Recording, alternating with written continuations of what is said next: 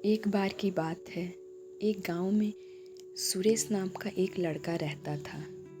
सुरेश पढ़ाई में बहुत होशियार था, लेकिन उसकी पढ़ाई नहीं हो पाती थी क्योंकि वह अपना घर भी चलाया करता था।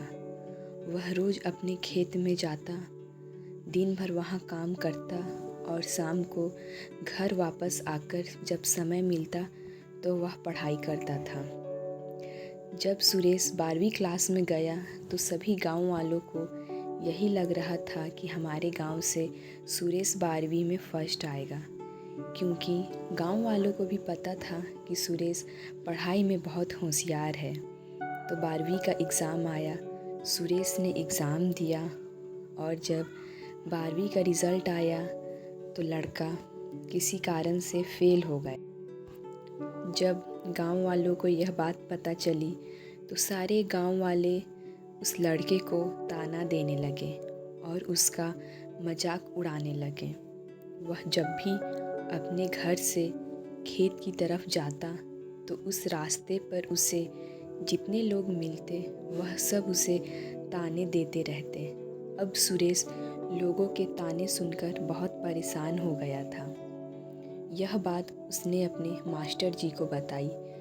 मास्टर जी, मैं जब भी अपने घर से खेत की तरफ जाता हूँ तो उस रास्ते पर जितने लोग मुझे मिलते हैं सब मेरा मजाक उड़ाते हैं और मुझे ताने देते हैं। तो उसके मास्टर जी ने उससे कहा, कल तुम घर से खेत की ओर जाते समय हाथ में एक पानी से भरा कटोरा लेकर जाना और ध्यान रहे कि रास्ते में पानी का एक बूंद भी ज़मीन पर ना गिरे। सुरेश ने अगले दिन वैसा ही किया। जब वह घर से निकला तो हाथ में एक कटोरा पानी का ले लिया। पानी पूरा भरा हुआ था और रास्ते में जाते वक्त सुरेश का उस कटोरे पर इतना फोकस था कि उसे लोगों की आवाज़ ही नहीं सुनाई दी। वह इतने ध्यान से उस कटोरे को लेकर चल रहा था कि उस कटोरे से एक बूंद पानी नीचे नहीं गिरा। इसकी वजह से उसे लोगों के तानों की आवाज़ सुनाई ही नहीं दी। दोस्तों, इस कहानी से हमें यह सीख मिलती है कि अपने काम में इतना ढल जाओ, इतना फोकस अपने काम पर लगा दो कि बाकी की चीज़ों का आप पर कोई असर ही ना हो। लोगों की आवाज़ें, लोगों के ताने आपको सुनाई ही ना दें। जैसे कैमरा होता है जो सिर्फ अपने सब्जेक्ट पर फोकस करता है, बाकी सारी चीज़ों को वह ब्लर कर देता है।